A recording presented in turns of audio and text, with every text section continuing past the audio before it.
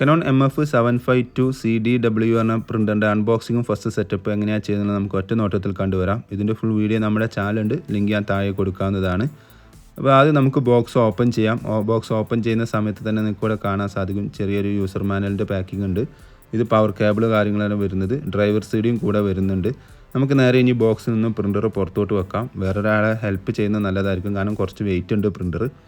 2 തെർമോകോപ്പീസുകൾ മാറ്റി വെച്ചിട്ടുണ്ട്. അതിനുശേഷം ഈ പാക്കിംഗ് കവർ റിമൂവ് ചെയ്യുക.